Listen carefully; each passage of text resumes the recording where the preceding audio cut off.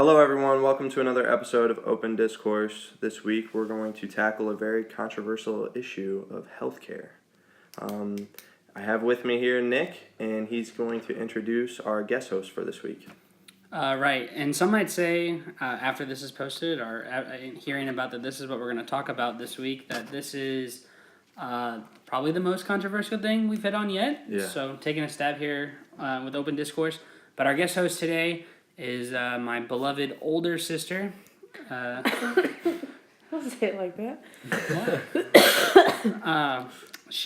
Her and I kind of have similar education backgrounds, but I'll let her talk about that. So, Erica, if you would like to tell us just a little bit about yourself. Well, as Nick said, I am his older sister. I call him my big little brother because he's probably about a whole head taller than I am. But my name is Erica. I am 28. Am I 28? My education as far as everything or just I mean, whatever. most recent. I have my degree in nursing. I'm an LPN. I've been an LPN for about 3 years now. Religion wise, I don't really put myself into a category or a religion.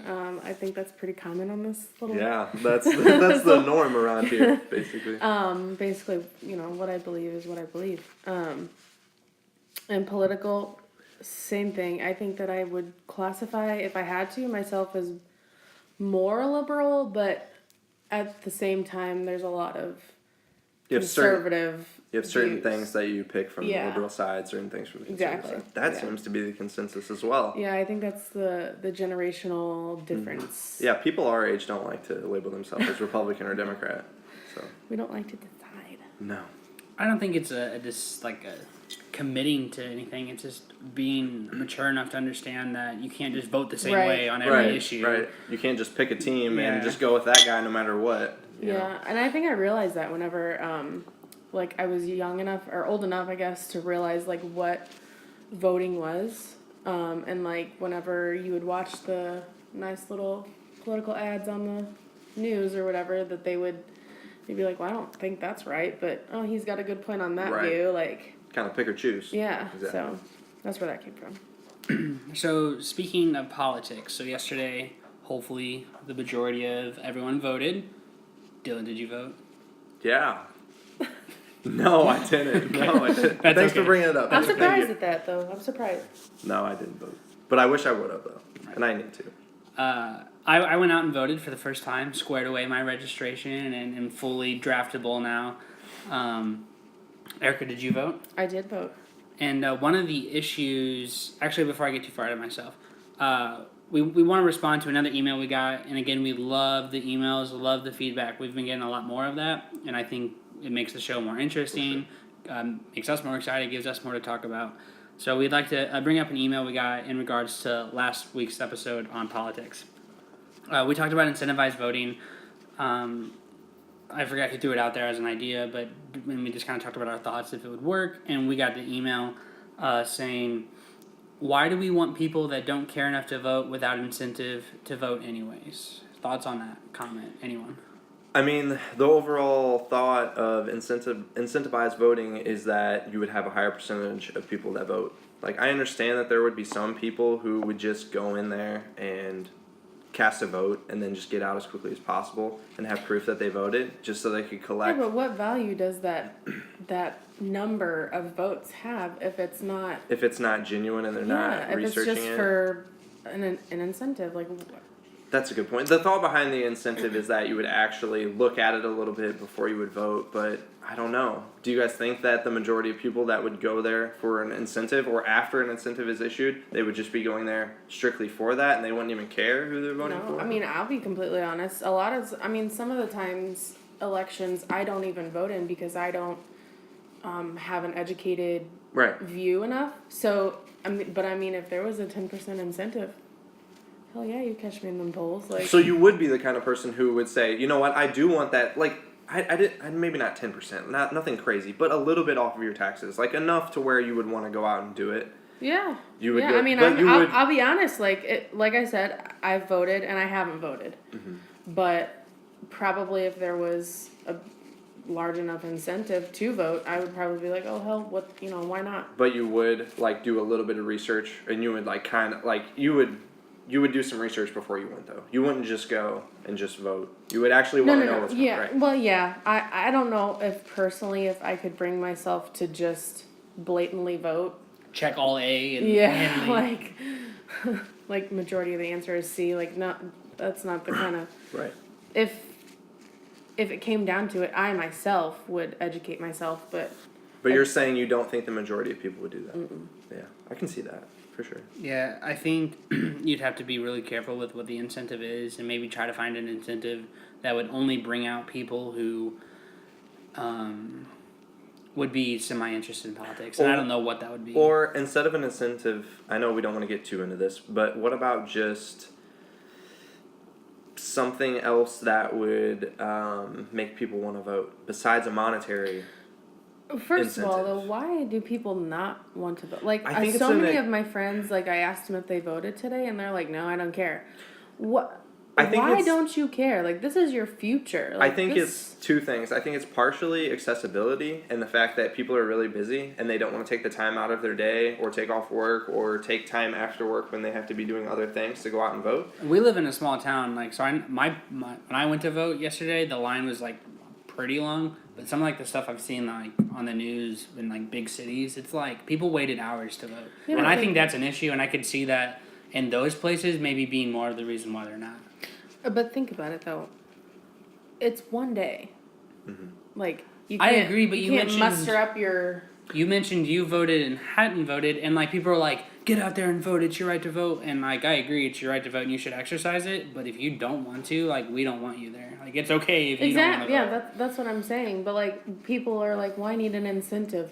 Why isn't Why isn't the issue the the incentive? result? Mm-hmm. Why isn't that incentive And enough? see that kind of takes me to my second point where I think some people believe that no matter how they vote, it doesn't really matter. Or if they're in a state that's considered like strictly a red state and not a swing state, they're like, why would I even vote? I know it's going to go Republican. I can understand. So there are certain people who are just like, why even vote? Like, does my vote really count? I've heard that a lot. So interestingly enough, this incentive to vote must have struck some bit of a chord because we also received another response on that.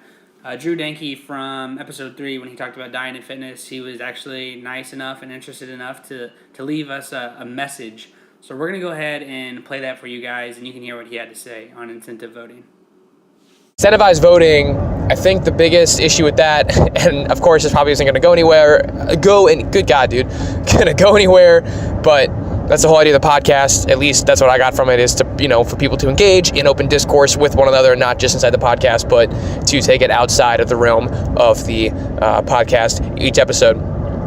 But all that being said, I feel that incentivized voting can actually be a bit more of a hindrance or bring on a bit more negativity than it would positivity, only because in a perfect world, which obviously we don't live in, but in a perfect world, incentivized voting would, someone could say, oh, I get so much off my taxes or whatever, I'm going to go out and get informed. That way I can make an informed decision. Now, we don't live in a perfect world. We live in a very imperfect world. And in my mind, what would happen with incentivized voting is people would say, oh my gosh, I get 10% off my taxes. I'm just going to go fucking pick whatever I want to do. And I'll just pick whatever one. Doesn't matter what I pick because I still get the taxes. Just get the proof that I voted. So I think at the end of the day, incentivized voting would ultimately, I can see the potential pros, but just knowing human nature, I don't trust the average American citizen to make an informed decision, especially when it comes to the monetary value added on to voting. So it seemed in like the general consensus is that people would not trust that process, and that they think too many people would just put random votes that don't even make sense and isn't an accurate representation of what the population wants. So very interesting. But in regards to voting, one thing that Erica and I voted on yesterday was medical marijuana. And It passed. yeah, That's what happened. it passed. By a lot. Yes, It like was overwhelming. It was 70-30-ish. Whenever I looked at it last night, it was over 80%. Wow. Yeah. I don't know what it was by the end of the. I didn't look up the exact number. I'm not sure what the exact. I think it was around 70-30. It was That's extremely one way. yeah, which over I the think other. is a huge deal. And they also voted to only do the 4% tax as opposed to like there was another thing you could vote on where it would be like a 12% tax. I think. That was Amendment 3, I think. Okay. It was 15, and it was the one that was like ran by Brad Bradshaw. Yeah, and that one was like that one. There was no chance. It So why basically- did that one get voted down? Because I know it got voted down the opposite First way. of all, like 4% versus 15%. That was a huge. yeah, so there were a lot of people that just didn't want to have that extra cost if they did go. Yeah, and then You put all that power in one dude's hand. Exactly. Whereas like the That's one, kind of weird to me. the Yeah. one that passed is like ran by the it's the for federal Department of Health or and something. it's for veterans. Yep, the money goes back That's into where the veterans. money goes. yes, and you know, you have the ability to. It's a home grow. You can do Now. that. Yeah, It's still federally regulated. right. So it's still going to be controlled. If it gets to the point, you know where it's basically considered a narcotic, is what the government sees it as a narcotic. Right. Which requires a certain license to distribute, and you have to have like a whole bunch of numbers and identifiers and stuff as a doctor. So you know, doctors are probably going to have to get different certifications if they're willing to. But I think it's a good start in the right direction. Absolutely. I think anything that takes away from using opiates as a painkiller and going to something that's more natural that has less side effects is a positive, for sure. Do you guys know? Now you said less side effects, and I'm glad that you said that because everyone that has argued against Has me said no side effects? No, they have said, well, you know, if you're, and this is recreationally speaking, just for a disclaimer, you know, if you're smoking it while you're just harming your lungs, well, I didn't say there wasn't any side effects. I said that they were less risky, and Exactly. you know, There are people who. and there are other options of ingesting it. You know, Right. you don't have to just necessarily smoke it. I was gonna say We were talking about that at school today. Is it like, I mean, I don't know, but medically, like, is smoking an option? Like, would you get prescribed Yes. one joint? Yes. you could get prescribed flour, you know, and you would or bud or whatever, and you would roll it up and you'd smoke it. Yeah, they would prescribe you actual marijuana. Yeah, and there's gonna be dispensaries and See, that sounds interesting to me since, like, there would be the negative side effects of inhaling basically like the way it. that you can go buy alcohol is what I mean, I've never been to a dispensary myself, but that's what I would imagine that it would be similar to. Is it would be something where it was, you know, you could only have it, you couldn't like go pick it up off the shelf like a bag of chips or something like that. It would Right. be something that you would have to have a license for. See, what's crazy is eventually you could probably get it from Walmart, just like the pharmacy section. Yeah. Yeah, you really could. Well, here's the thing though. You know, I take care of a lady now that she's on CBD pills. And it's a little bitty pill. It's just a little bitty thing. It's controlled.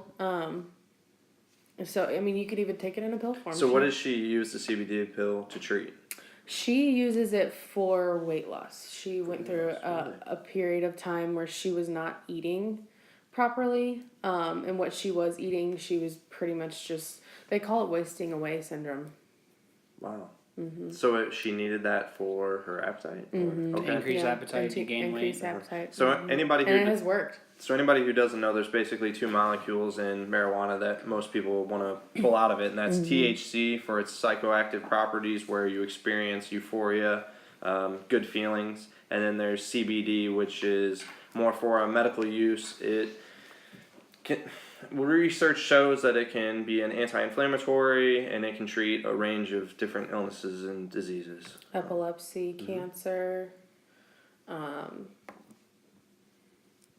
my diseases just went out my brain.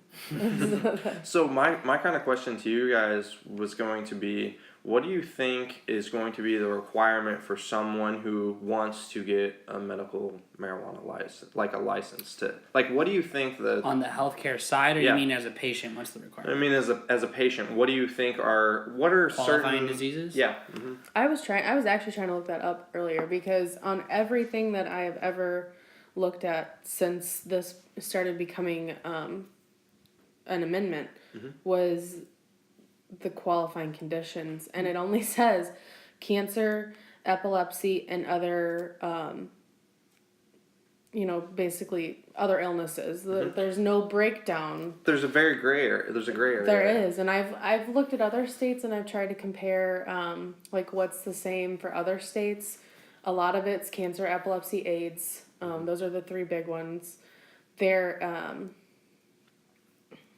like the wasting syndrome that I told you about.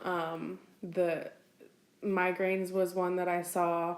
And Glaucoma is one, I know. Glaucoma, yeah, that's a big one. And then a lot of states, which I was shocked to see, don't have a policy for mental illness, which is a huge... I was going to say, how many people are going to want to self-medicate for anxiety and depression? Yeah. And is that something that the medical community has seen as, like CBD or THC has a benefit to that? Like, do you guys know anything about that? I'm majoring in psych as well, so I have heard a little bit on that spectrum of things too. One of the big issues is that mental illness is still so stigmatized, and that's like on every level, like what am I trying to say? Like the general populace, what are they called? The public? You got it. Yeah, there it is. They view it stigmatized, and that goes all the way up, mental illness that is, all the way up to like the health professionals, as to where like the amount of money devoted to mental illness research is less because of the stigma behind it's it. just not enough. And treatment options are not understood and stuff like that. So I think it'll make its way there, if it's not already in like other states that have it. I think just most importantly, this was a step in the right direction. There's been stigma about marijuana, and I did a lot of my research when I would be debating it for recreational use, because back before so many places had passed it for medical uses, that was the argument of recreational users is all its like medical side effects. So I did a lot of research back then. But See, and I was going to say, we became the 31st state to legalize medical marijuana. So the majority of the states in the United States say, hey, medical marijuana should be a thing, it has benefits, but yet our nation still classifies marijuana as a Schedule I drug, and it's illegal. So how can those two things coexist?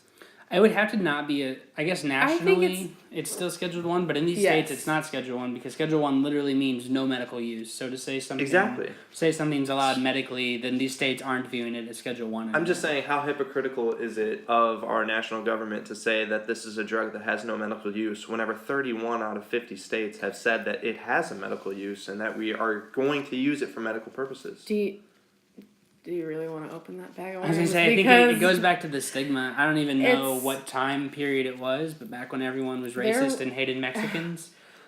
I'm serious. No, he's right, though. This is where this came from. So there was a man that, he was a doctor, and he had actually tested that marijuana had killed cancer cells.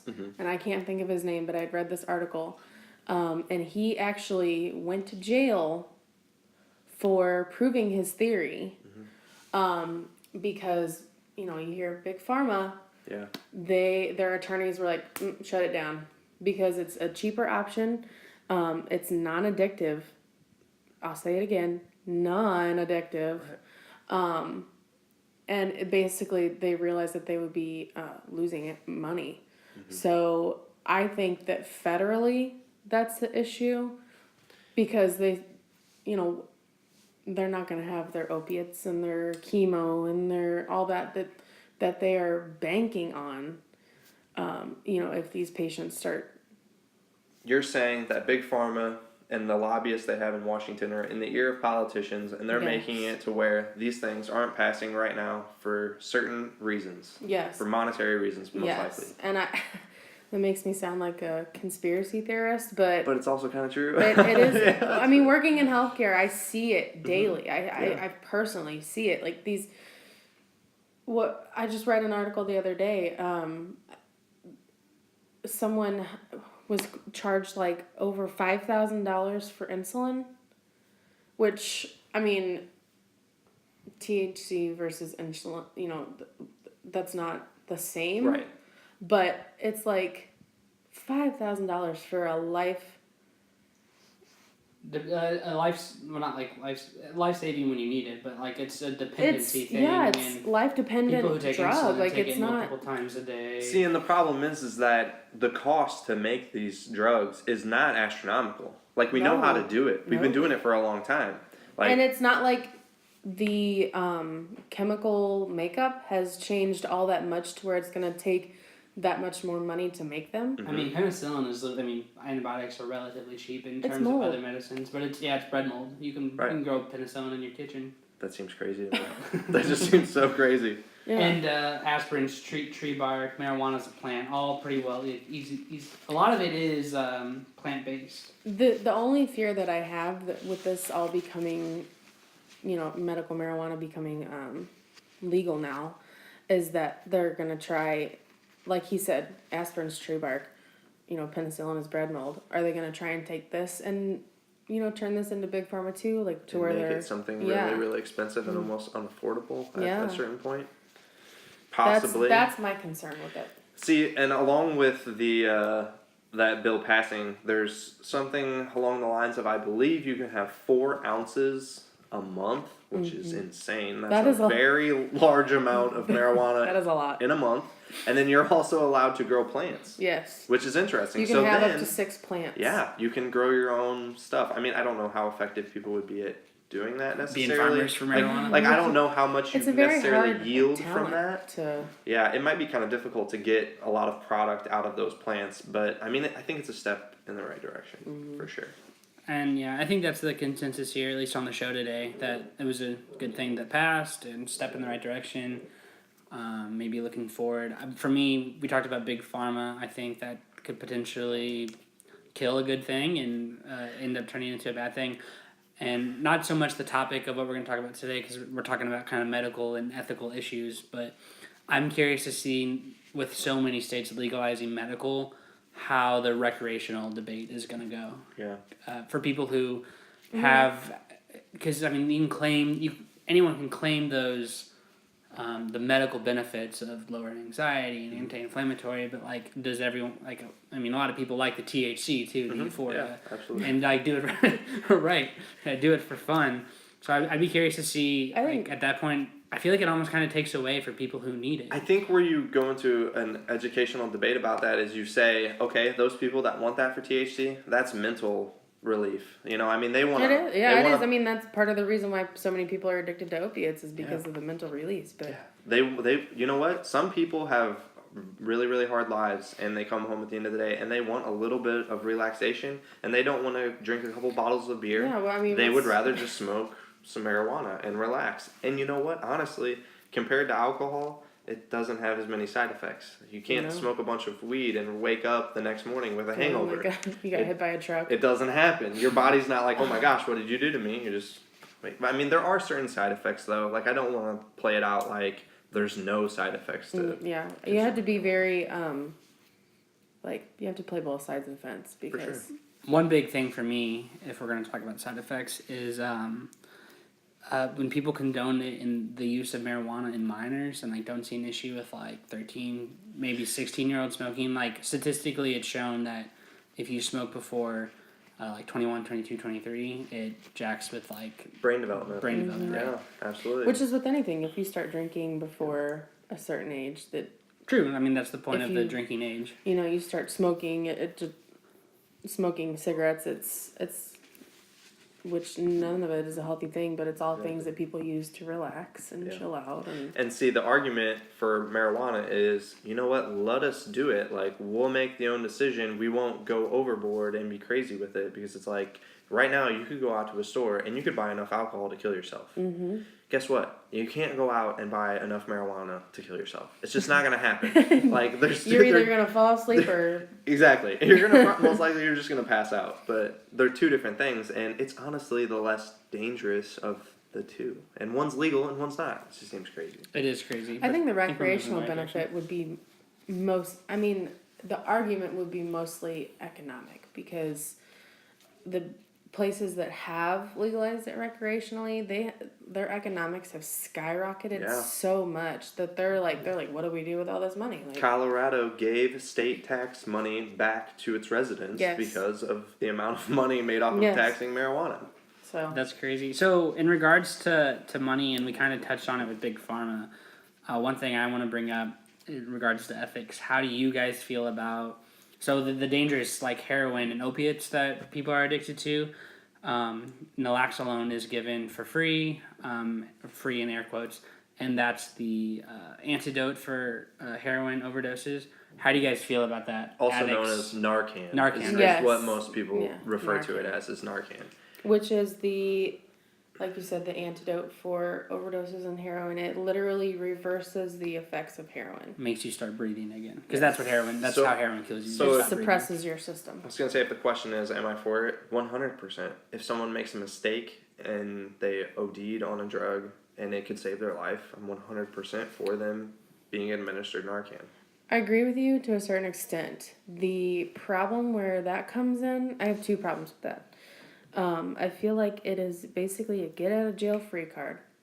And I don't know, probably 80% of the people that OD are drug abusers, meaning right. that they continue to use the drug. Every once in a while, you'll get a stupid kid that tried it at a party and didn't realize what he was doing, and that in that situation, yes.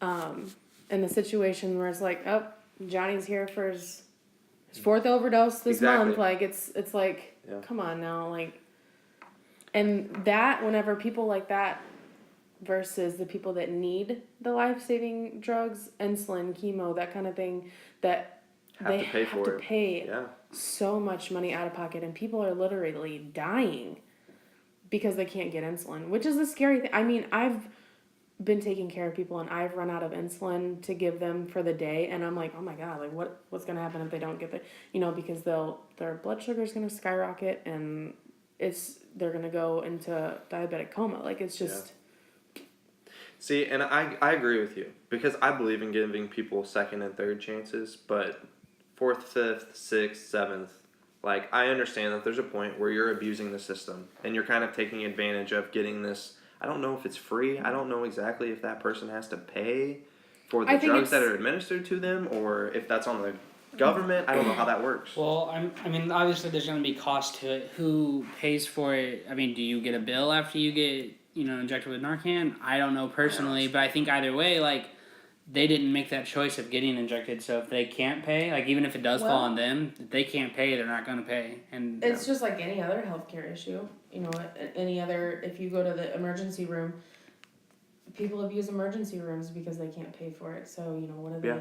because the emergency room can't refuse you at the door. See, and interesting enough about the cost of Narcan, I looked up some stuff, and I didn't double check the sources or anything, but basically I found that in 2014, I believe the cost of one dose was $690, and then in 2016 the cost rose to $4,500 for the same amount Of Narcan? of Narcan. I believe that's what I kind of found on the internet. I don't know how true that is, but I think that it is a trend that not narcotics, but drugs are becoming more and more expensive, and I think that's mainly due to the to deepen the pockets of people who are at the high end of the pharmacy companies. So it's how can we let that happen, or is there anything we can do, or are we impeding on capitalism if we're not letting these companies make a profit on all this stuff? And is there a point where it's too much money and they're just charging way too much money for these drugs that we really need? Wow.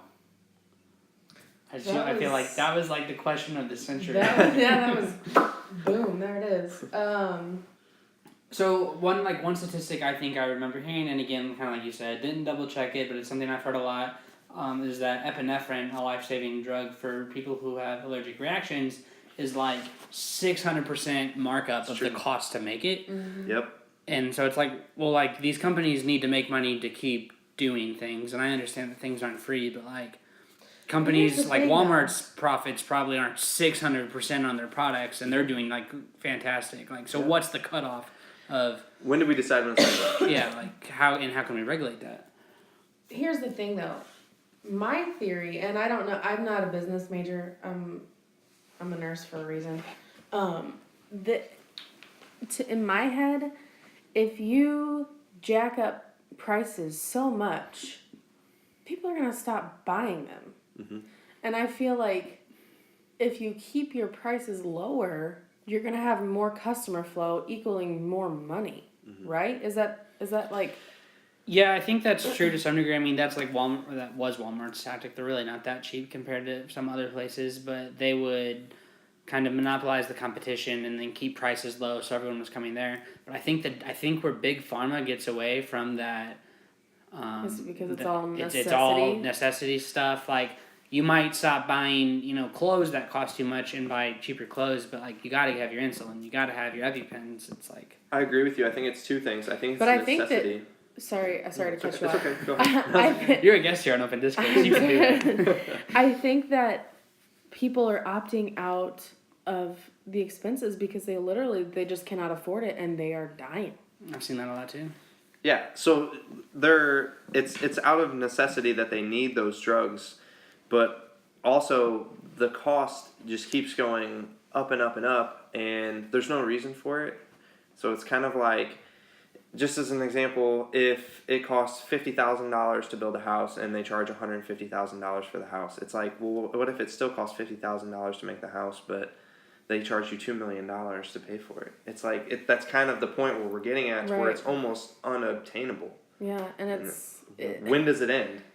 Yeah, I mean, it won't end unless there's another alternative. Like Right, there would need to be competition. See, and here's or another there thing. would need to be government regulation, and depending on where you fall politically, you might opt for one or the other. So is the reason these can get so high is that because they have that certain drug patented and no one else can make basically the same drug to treat the same problem? So there's no competition and they just kind of have a monopoly on treating something because their drug is the most popular and the most effective? Yeah, I think that is a lot of it, because once a new drug comes out, it goes through all these regulations and they have, be approved. it's like, I want to say 7 years. 7 years comes to mind. It might be even longer though, where just they, like you said, just they can make it. And then what you'll find is once that patent protection is up, and then other companies can make it, then generic versions are produced, and they're like So what you're fraction saying of the cost. is it takes a while to get to that point to where other companies can make something similar that does basically the same thing for a cheaper price. Right. Wow. So I think that, I mean, It's maybe a the whole answer big is monopoly government regulation a little bit. I mean, a lot of people are against that, but I think it might be needed to some degree in the medical community. I got a hole in my boot. Oh no. Oh no. We have our first wardrobe malfunction on the podcast. I found a hole. There's a hole in There's my a hole in boot. my boot. Oh my god. So we do want to reference the poll that we put out there, and we'll kind of use that as our segue into the next topic here. For those of you who participated, we thank you. Whenever you guys participate, it really helps us have these engaging discussions. So here's the poll question for you guys, if you didn't know. We'll be discussing ethical issues surrounding healthcare. One of these issues is assisted suicide. Assisted suicide is defined as the suicide of a patient suffering from an incurable disease affected by the taking of lethal drugs provided by a doctor for this purpose. This week's poll question is, should assisted suicide be legal? The results were 94% said yes, and 6% said no. Anyone surprised? Yes. I'm also surprised. I thought it would be closer. I'm not. You're not surprised? Surprised, no. I didn't think it would be that high. No, I thought I was expecting like a 50-50 split, Yep. honestly. I was expecting something closer. Like you were saying earlier, especially because of where we're at. Right, and who our audience base is right now. Yep. So what are your guys' opinions? I mean, I would vote yes to that. Erica, would you? I also voted yes. Okay. I would say yes because I'm for people deciding what they want to do. I'm not against hindering somebody's decision-making ability whenever it comes to their own life. No, and here's the thing. In my line of work, I've seen a lot of death. That sounds morbid. Seen a lot of death. I I've seen people suffer, and I've seen people not suffer, and I've seen people who are complete vegetables, cannot eat, drink, talk, care for themselves, who are full codes. And I think that's absolutely ridiculous because someone else is wanting to hang on, basically, their power of attorney or whatever is wanting to make all the decisions, not thinking about that patient's well-being or what they prefer. So yes, I do think that assisted suicide should be a legal thing. A legal thing. That's what you said, right? A legal thing. Sounded like illegal at first. A legal legal thing. yes. So right now it's currently legal in only 7 states, which is, I don't know. I guess that sounds about right, but it's just such a touchy issue. There was an issue a couple years ago, and it was all over the news. This lady had stage 4 breast cancer. She was given a very short amount of time to live, and she wanted assisted suicide, and they did not give it to her. And her argument was, and I understand this, I don't want my family, my friends to remember me as this wasted away body. I want my kids to be able to think back and remember their mom as a healthy human being. And I see people every day dying of cancer. I watch my grandpa die of cancer, and it's not a pretty thing. It's not. He lost a bunch of weight. It was horrible. And I think, I don't know, maybe not so much my grandpa, but I think that most of the people would want to go on their own terms and not just be like sitting here waiting for the inevitable. I think that's the big thing, is it gives them a sense of control that they otherwise are lacking. They're at the mercy of whatever their disease is, and whenever they can engage in assisted suicide, it puts the control, makes thing on their time. They can die where and when and how they want. The fact that we have the ability to gently transition somebody into the afterlife and let them do it on their own terms and comfortably, it seems to me like that's a no-brainer. If you're within a good mental standing and that's something that you understand what's about to happen and you know what's going on and that's what you want, and your family says, see, it shouldn't even really be, I don't know how much of that should be on your family. If you're in a good mental standing, it should really be your own decision. If you have most an of the time, illness, whenever people are making out their wills or anything legal, it's at a point where they're in a good mental state, and then they tell this person, whenever I'm not, that's when I want you to take over. And you're trusting the rest of your life in someone that you think might have the best outlook for you, but that they're really just looking out for themselves. Like I said, people that are on full code, that, and by the way, for those of you that don't know what full code means, if someone would go into respiratory failure, or if they would need CPR, they would receive it if they are full code, whether or not if. So is that, are we getting along like DNR, like do not? Yes. So yeah, like a DNR do not versus so if someone who is at the end of their life, that they, like I said, they're a vegetable, they cannot eat, drink, care for themselves any longer. They're literally just laying there. And they go, if they're a full code, you got to bring them back. And like, what quality of life do you have there? So what's the difference between being, or do you sign up to be part of the DNR, the do not resuscitate list? So at that point, you're basically choosing, in a way, you're kind of saying you want to die, but you're not killing yourself. It's kind of like, so what's assisted suicide is that step further. Not only do you not want you to save me, but I would like to go so our do not resuscitate like, is that something that any state in the United States, if you have some type of condition where you could potentially go into like a respiratory failure and you sign a DNR, can you do that? So do that. Wow, that's really interesting that only 7 states would make it illegal to do assisted suicide on your own terms, but all of them would allow you to sign a DNR that would say, if something happens to me, I don't want to live anyway. That seems kind of it's kind of one and the same, except for assisted suicide is like, I want to die now. Right. Instead of just letting it happen and then dying, I want to die now. I kind of wish one of us would have disagreed so it could like further the discussion. But I think one of the big reasons why people who do argue for not making it legal, is you would have with like teen suicide being such a high thing. I mean, the potential then you could legally let a 22-year-old who has depression and anxiety who wants to kill themselves then do it quickly and easily and legally. See, but I don't think that's assisted suicide. Because though. under the it's non-curable. Yeah, non-curable disease, or what did it say? Irreversible coma. Yeah. Incurable or painful disease or an irreversible coma. So we're not talking about people who just want to end their lives because of. I think maybe people like these depressed people would argue that their depression's a disease and it makes them want to end their lives and they don't see an out of it. And I think that's why people might argue for it not being an option, is to prevent those people from being able to do that. And there would be obviously legal regulations and qualifications, but I don't know. I think that's what some people are scared of. Interestingly enough, in some cultures, what's the word? A lot of other side of the world cultures who like live up in the mountains where they're like living off the land and kind of still that like nomadic kind of culture.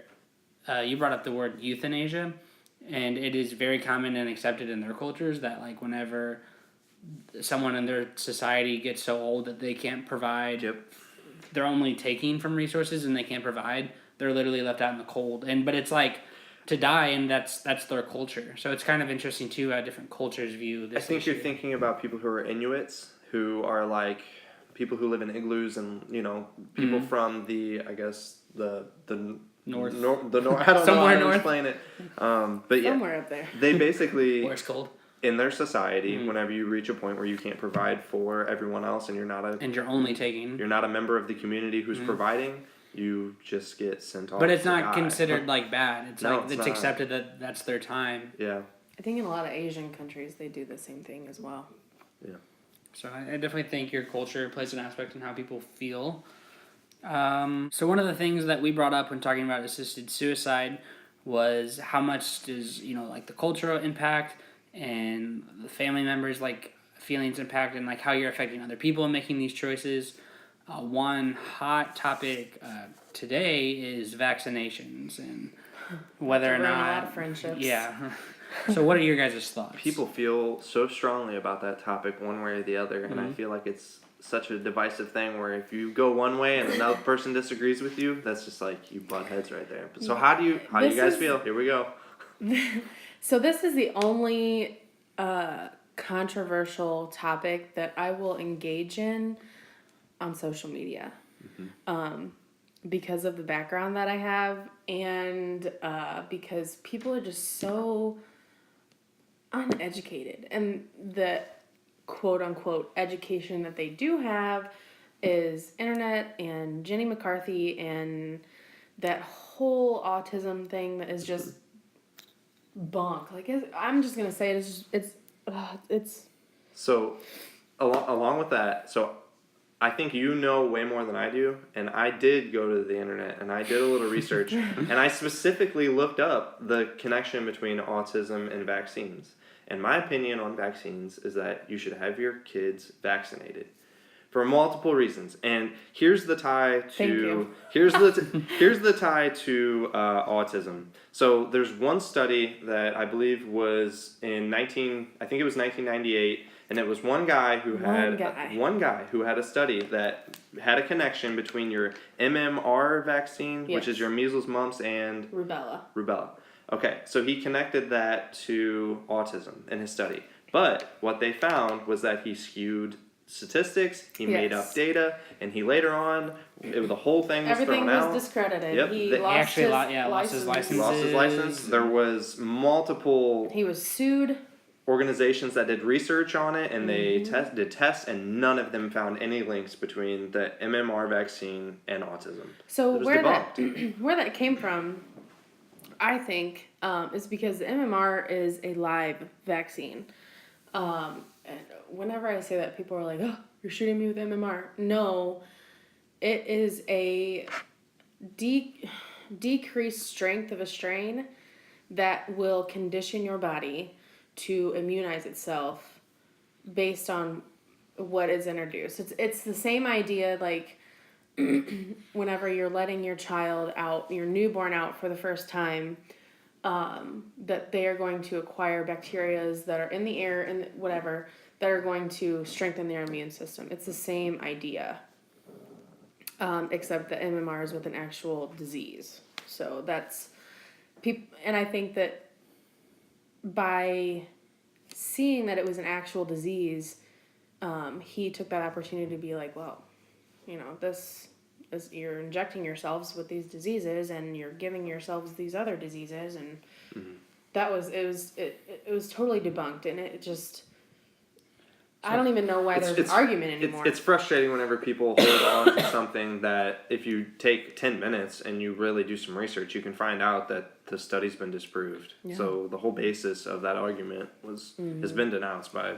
So here's where I'll go ahead and weigh in a little bit. All right, here we go. Hopefully I don't anger too many people and they can respectfully listen to what I have to say. Are you going to anger your own sister? I hope not. And I think I'm going to give this guy a little credit. I think that he might have started, he probably innocently did this research, I would think, and saw a little bit of something, wasn't quite sure what it was, but I think what he ended up seeing was that the age when you get that MMR vaccine is around the same age whenever the onset of autism is diagnosed. So I think initially when looking at his data, he was like, wow, there's something here, and then probably saw maybe like that limitation that actually this is what's happening, is that the age that people are getting vaccinated is the same age that they're getting diagnosed with autism. And then after seeing that, he was scared of wasted research and losing anything, and then made it sound.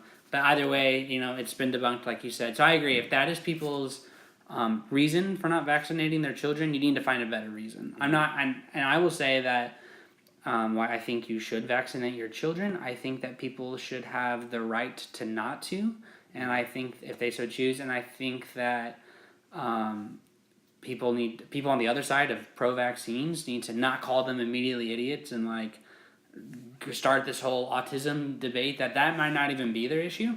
If it is, then you need to politely tell them like, hey, that was debunked, that was a false study, and educate them. But for me, you can't force people to inject their children. Like at the heart of it, you're injecting yourself with stuff, and if that's not for you, then that's not for you. While I would just argue that you should vaccinate your children, I would argue that you can't tell people that they have to, and you can't force people to. Do you think that at any point it becomes a safety hazard to other people? So you're talking about herd immunity, which is like the young people and the old people who can't get the disease or can't get the vaccine are helped preventing the disease by the fact that you who have your vaccine can't get the disease either, so I'm not going to get it from you. Mm-hmm. And while I think that is an issue, it's almost like whose rights are more important? The rights of the person who might potentially get a disease for you not vaccinating your children, or your rights to make that own decision in your child's life? I don't know. I would argue that honestly, it's the risk of someone getting a disease from you not vaccinating is less of a right than you deciding to vaccinate your children. I'm going to stop you right there. Okay. Because Here we go. I vaccinate my children. I vaccinate myself. I work in healthcare. I am required to get the flu shot every year. Do I throw a fit? No, I don't. Partially because I don't want to get the flu. And people that are listening, they're probably going to be like, well, I always get sick whenever I get the... You do not get the flu from the flu shot. But they do get sick. You have similar symptoms, malaise, body aches, fever. You might even get a fever. No idea what we're talking about. I had never heard that before. Malaise. I didn't know that. Or just that. I had heard people say that they had gotten the flu from it, and I always just took it as you'll feel a little down. You'll get a little bit of fever. But it's not the flu. It is your body reacting to that vaccine. It is and building antibodies. Building an immunity to that disease.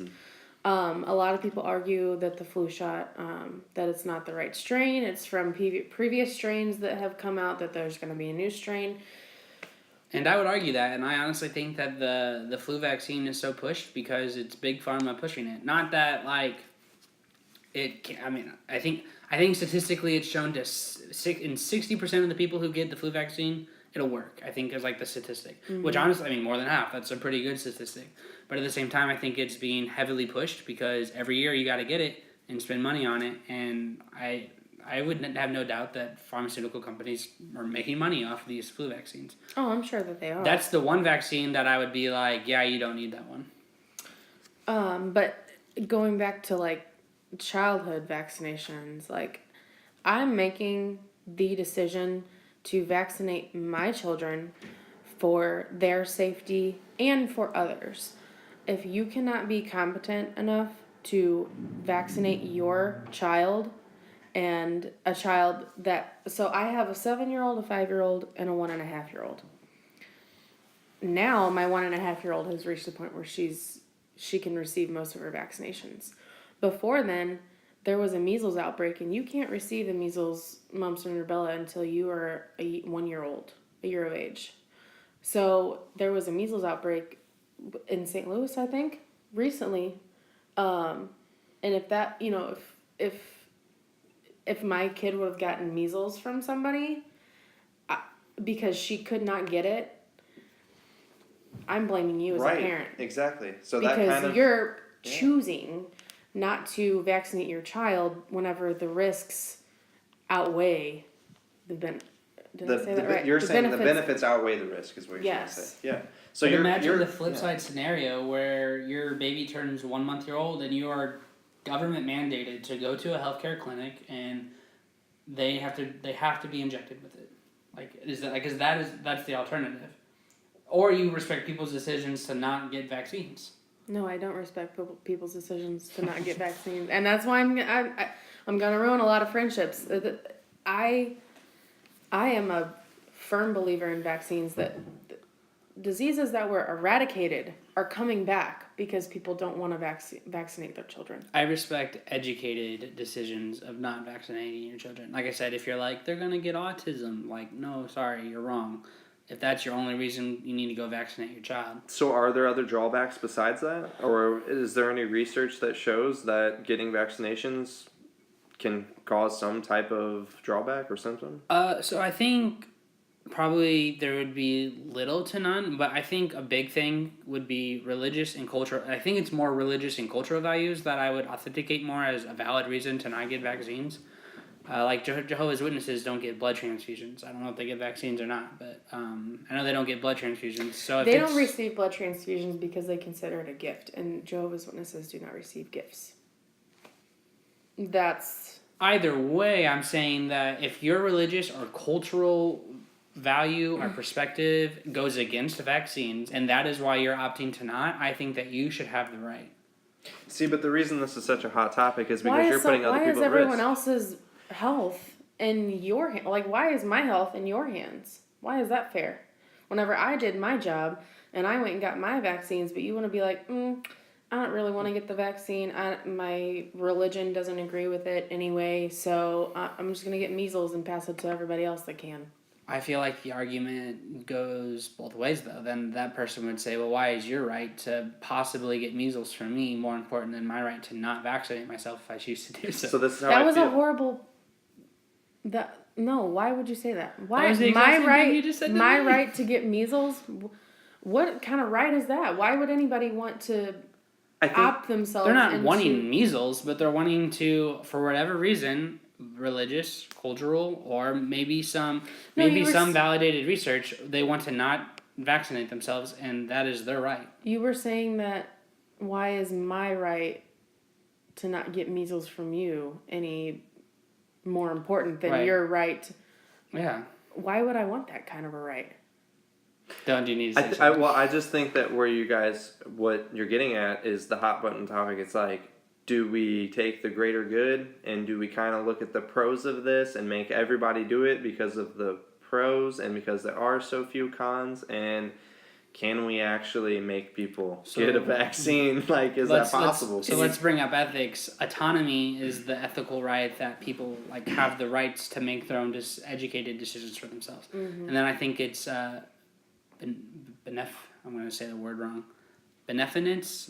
I don't know. Something like beneficial, some kind of derivative of that word. Mm-hmm. And then that ethical guideline is kind of the greater good and how does this affect the vast majority of other people. So you think that an individual's right to not do it should be... autonomy is a higher ethical right. Should be above the rights. Not the rights of other people, but But to act in an ethical way based on other people, I think you should protect autonomy ethical rights before you protect the greater good. Mm.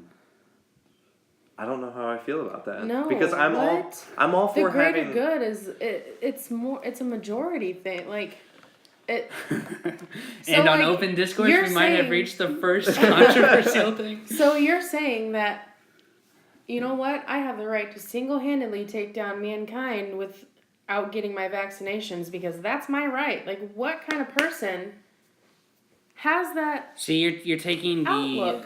the outlier. The statistical chance of me getting measles if I don't vaccinate myself and causing an epidemic that is killing the whole world is like the extreme. I think what she's getting at is just imagine one person choosing to not get the measles vaccine and her kid getting the measles and dying. Like I said, then you have. You know? I understand that, but you have to imagine the alternative of forcing people of mandated injections, forcing people to get a needle in their arm of something they do not want. That is your alternative. Sorry, I will force that all day. All right. I'm so torn because I'm definitely, I would consider myself a libertarian and I'm all for not the government not being in our business and you choosing your thing to do. But when it comes to the greater good of everybody, I don't know how I feel. I'm so torn about it. People are not, mankind is not, I don't know the word for it, but they cannot make an educated guess for the greater good.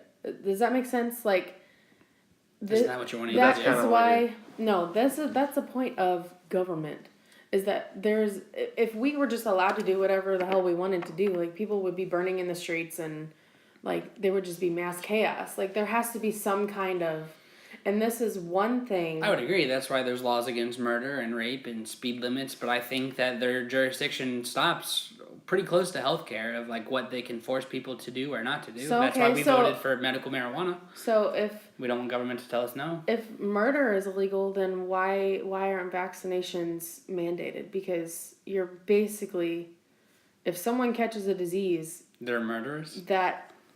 No. Oh.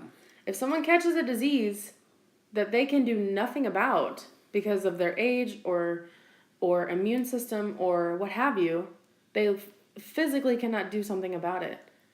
You just killed me. Like, what? Yeah, so you're calling me, like, are you saying I'm a murderer? Is that what you're saying? Yes. I would disagree. That's a stretch. How is that a stretch? Because okay. Dylan's sitting there over on the couch. Okay, Dylan, I'm gonna ask you. Okay. So, you made the conscious decision not to get a vaccine. Okay. You have the measles without knowing it. Right. You come over to a family gathering, because you're pretty close with my family, mm-hmm. and you hold my baby. Right. And your baby hasn't been treated yet. And can't be treated because of her age. Yeah. And she gets the measles. And she dies. See, that's... I personally, weighing the pros and cons, I would get the vaccine. Or if I had kids, I would get them vaccinated. Nick, your niece, okay, you made the conscious decision not to get a vaccine. I know that you vaccinate yourself because that's how you feel, but it's your right not to get vaccinated. So you don't get the vaccine, you catch measles, you hold my child often, and Hazel gets the measles and she dies. That is awful, and I am agreeing with you. And I like. So you're still not classifying yourself as a murderer if you give my a child murderer? No. My child can do nothing of it. Would be there. To me, there is no difference than you standing over me with a knife about ready to cut my throat because I can't do anything about it. Here I am about ready to die. Here, let's just squash this murderer thing. Someone driving at 90 miles an hour hits someone, kills them. They're not even called a murderer at that point. They are a manslaughter. murderer. Vehicular manslaughter is what that would be called. Manslaughter is still a step below murder. So at the most, you can call me manslaughter. I think we're getting into semantics and technical terms at this you're point. going off of the definition of murder, not the moral. Of the fact that I'm the reason you died? We're just saying that somebody made a conscious decision, and because of that conscious decision that they made, a life was lost. Mm-hmm. And that's something that we could potentially have prevented. Mm-hmm. So, I don't know. This is probably one of the topics I'm most torn about. But I think a lot of people surfacely are like, yeah, I'm pro-vaccine, or they're like, yeah, I'm totally anti-vax. But I think if you listen to what I'm saying, you realize that you can't. Some people will say, yeah, actually, I think we should force people to get vaccines. But I think some people might realize that I can't force someone to make a health decision based on the chance that it might affect my health. I don't know. Maybe you can. Maybe you can't. I'm going to argue. Respectfully argue. Like to argue. No, it's not that I like to argue. I'm going to respectfully argue that while I would educate you and tell you should, as a nurse, that you should get your vaccines and that is the safest outcome, I can respectfully sit back and say, however, if you don't choose to do so, I respect that decision.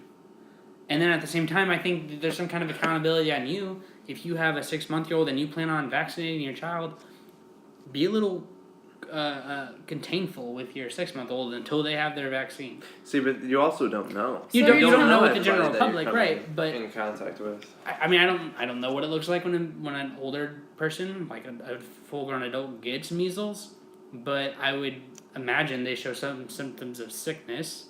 Can you be a carrier without? No, it's not anything like that. But you you might not know it's measles.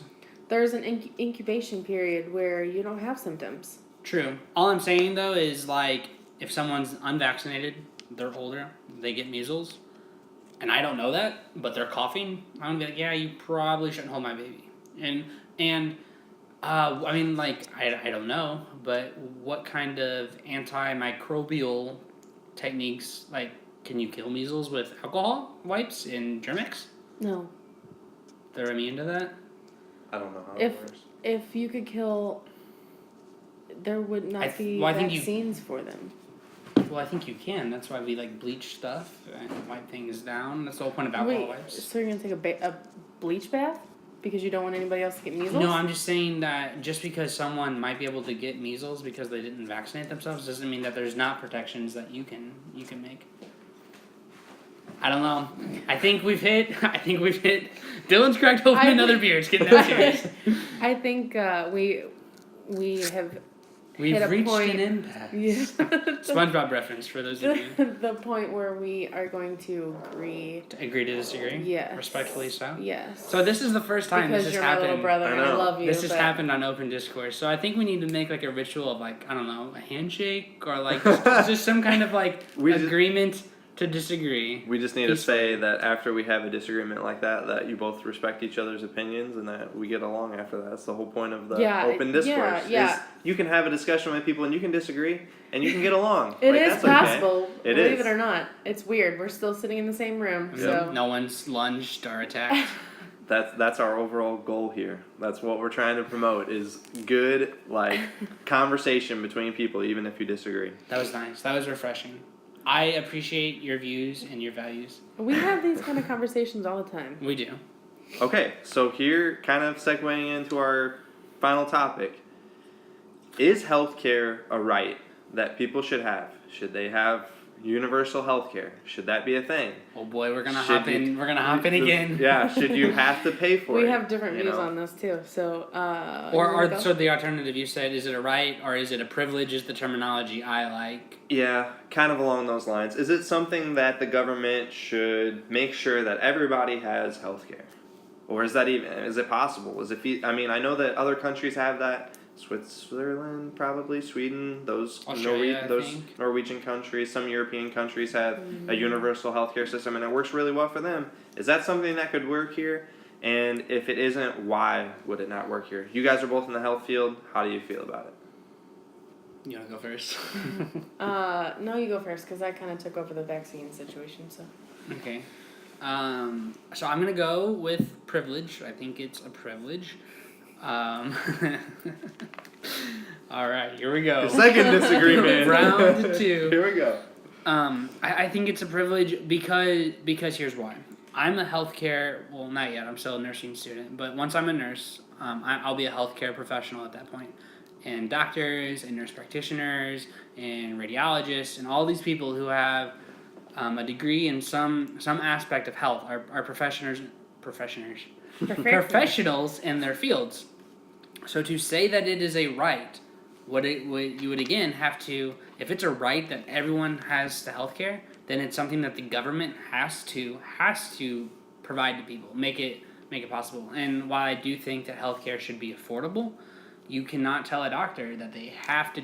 I mean, we're kind of getting to that point because a lot of people are pushing this, but I don't think you can tell a doctor or you can tell a nurse that they have to see people, take care of certain people. At the end of the day, that is their craft in a way, and you can't to guarantee that everyone has a right to healthcare.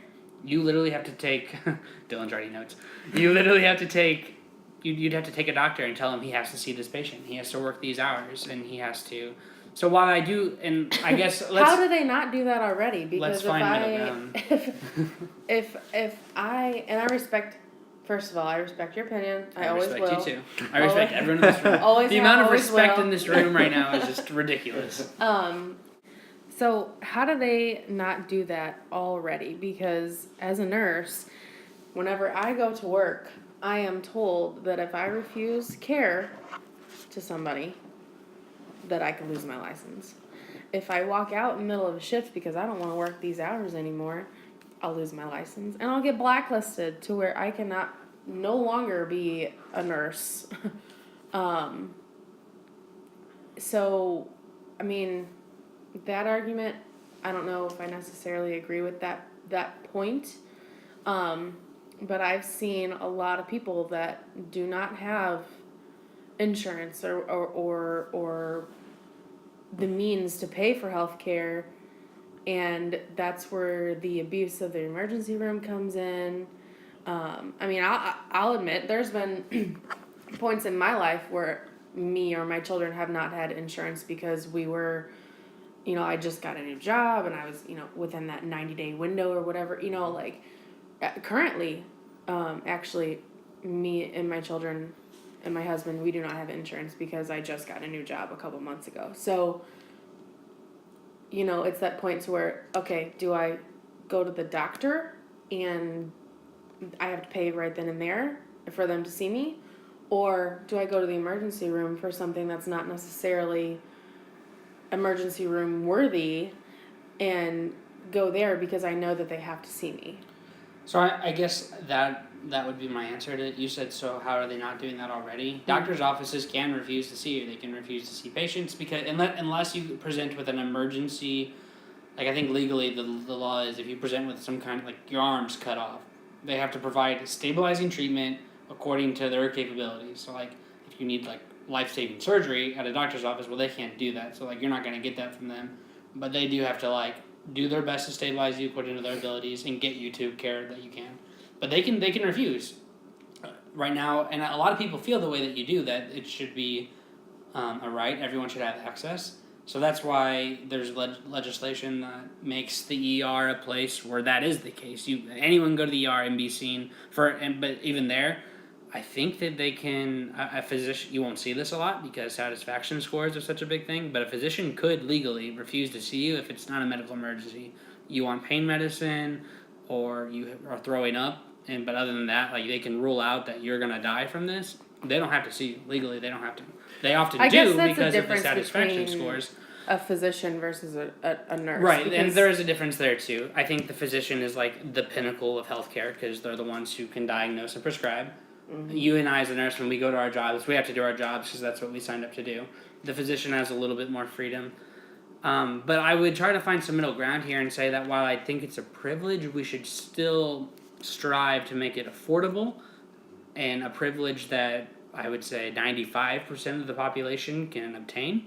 So would you guys say that, bottom line, if somebody walks into a hospital in the United States and they have a life-threatening illness or something that's causing their life to be in jeopardy, they should 100% be able to receive treatment no matter what? Yes. Would you Oh, both? yeah. I mean, And you I both think- agree with that. I So could be kinda- wrong, but I think legally we're already there. I think that is where we Okay. are in the United So States. kind of the gray area or the point where you guys disagree is on the fact that if someone's going to a physician, like a doctor, for an illness that's non-life threatening and they still want to be treated for it, but they don't have insurance. Right. Okay, so Is that's that kinda where we so disagree, is that Erica? You would kinda say that they should still be where required we- to be seen? where we're drawing the line? or- Regardless of their inability to pay, if they want to get an antibiotic for their UTI, which is could eventually lead to a life-threatening situation, or their cough, which could eventually lead to a life-threatening situation. But in that moment, it's not, and the physician is familiar with this particular patient because they never have insurance, they're never able to pay, and they refuse to see them. Are you saying that should not be allowed? Yeah, no, that's it. And it all boils down to like I've been on both ends of the spectrum. I've been broke and no insurance and no job, and and that always seems to be the point in time whenever something Yeah. happens and you're like, well, can I cuss? Yeah. Oh, I mean, You you're can representing say- Open Discourse. Open Discourse as a podcast takes no political, religious stance. Like as a we serve as a platform. We're not monetized. We can say Yes, whatever we want. we serve as a platform for you to express yourself. If you want to cuss, you're representing yourself. You can cuss. Okay, well, you know, you're at the point where you're like, oh fuck, what do I do? You know, something happens. Do I wait it out and because I can't pay for it, and then see what happens, or should I just go to the emergency room because I know that they have to do something about it and maybe see that it's not so bad, and I'll just get the bill later and never pay it. Dylan, do you want to air in? Do you... Okay, so what you were saying earlier about a physician choosing not to treat somebody, I think you were kind of getting at that being non-life threatening, right? Not Yes. life threatening. Of course. I mean, I think, right. and like I said, legally, I'm like 90% sure we're already there. If you present at a place of healthcare with a life-threatening emergency, or you're in labor, I think is the other qualifying condition, they have to see you, and they have to do their best of their abilities to treat you in that moment or get you to a place that can treat you better. Right. See, that was kind of going to be my point, is that a doctor isn't necessarily, they're not selling you a product, you know?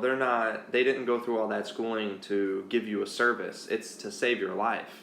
You know, it's like the most important thing. So it's like it almost has to be this thing where the government should say, hey, if somebody's there in front of you and they don't have any money, but their life is in jeopardy, like it should be your duty as a doctor or as a nurse or whoever to treat that person and to help them. And we'll figure out all this financial crap later on. You know, like that's all secondary. And I would agree with you, but when people are presenting with a sinus infection, a bacterial infection that your body can conquer on its own, it might take longer. You are paying for a service. You're paying for a trained medical professional who was going to assess you and accurately diagnose what it is that's going on and then prescribe. Yeah. That's kind of the three services they provide: assessment, Yeah. diagnosis, and prescription. Because you can't go get an antibiotic by yourself. You can't. I mean, you can self-medicate to some degree, alcohol, your illegal marijuana, or whatever. But you can't. I mean, you could try growing bread mold and get some penicillin, but you can't do those things on your own. So they are providing a service, and that's why I argue that it is a privilege. But I would argue that it is inhumane to make an insane amount of profit, like a 600% profit we talked about, off of that privilege, and it should be ethically and governmentally, politically, it should be affordable to the vast majority. Basic level healthcare and emergency level healthcare should be affordable and available to the vast majority of the population. I'm a firm believer in that. However, at the end of the day, you can't force a doctor, or you can semi-force a nurse, as we talked about. You can't force a doctor to treat someone.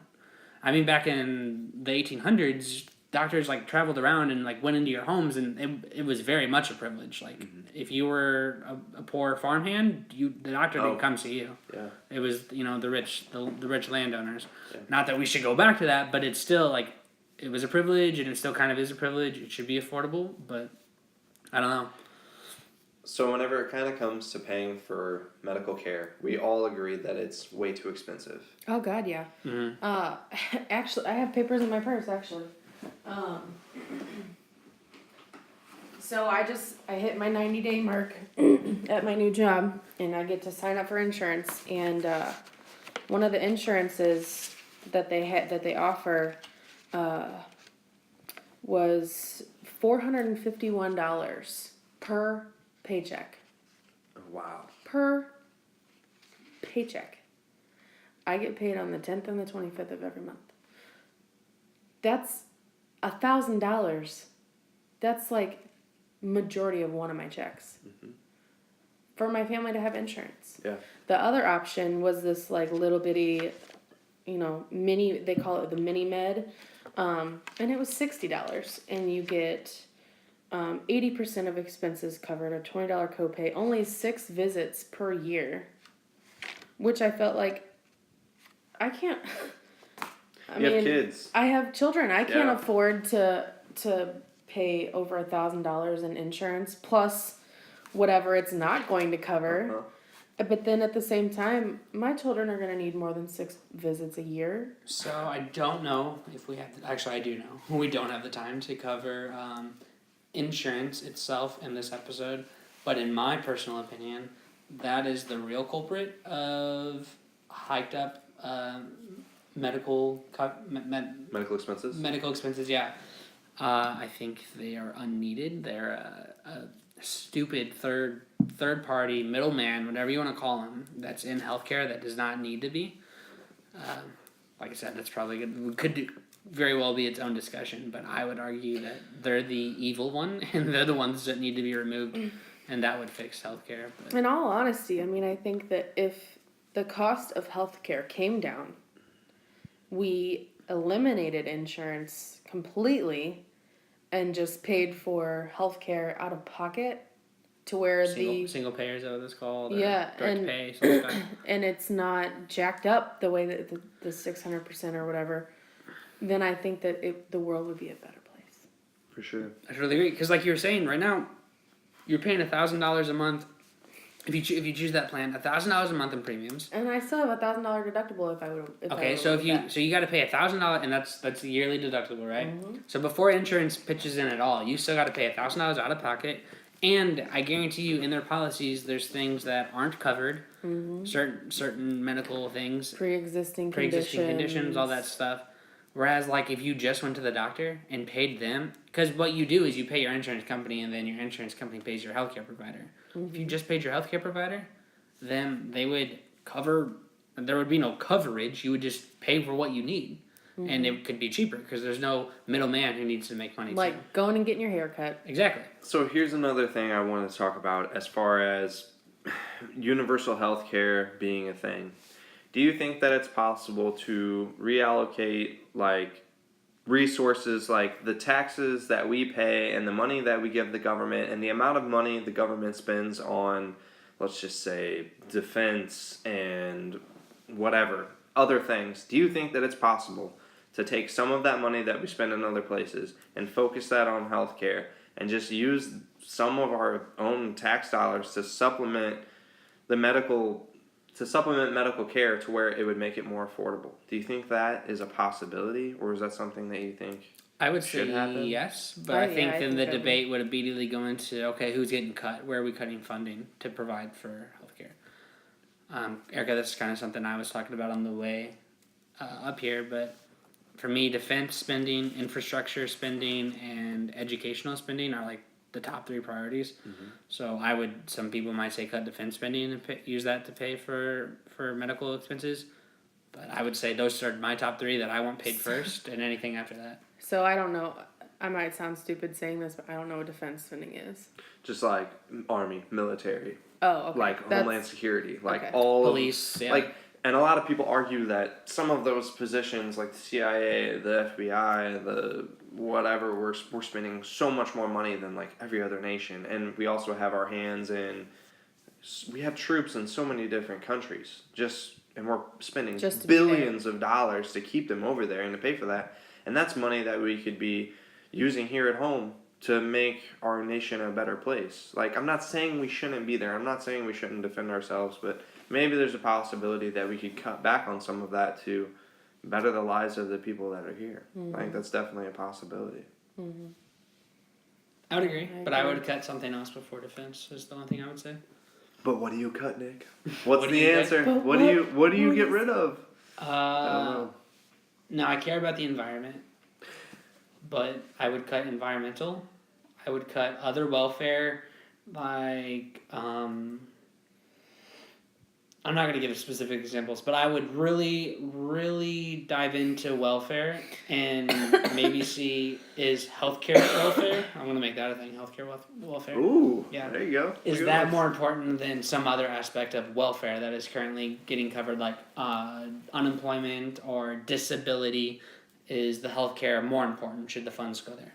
That would be what I would say. Have we covered everything? Did we hit?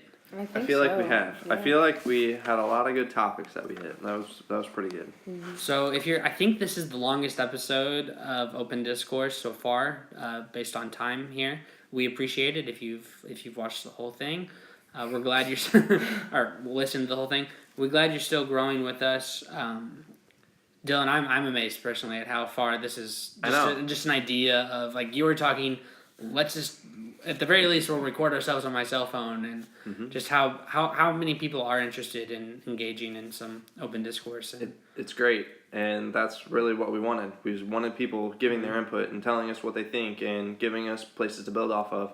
And along with that, if you want to contact us, you can hit us up at open.discourseod@gmail.com. Perfect. Let us know any thoughts, concerns you have, advice, whatever you guys want us to talk about, just let us know. And I'm going to throw it out there. We would love to we've had a lot of friends and family on as guests so far. And if you found us and you want to talk and you're available, we'd love to hear from you guys. Have you on as a guest. If you have opposing views, like you're listening and you're like, wow, I totally disagree with everything, we really want you on here. So we can, that's how we grow.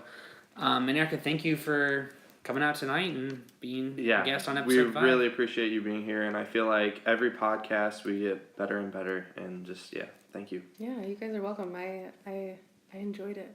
I enjoy stuff like this, so.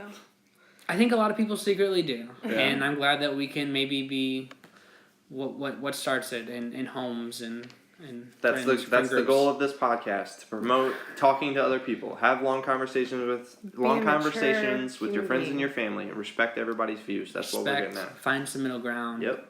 Agree to disagree. All right, we love you guys. We'll see you next time on Open Discourse.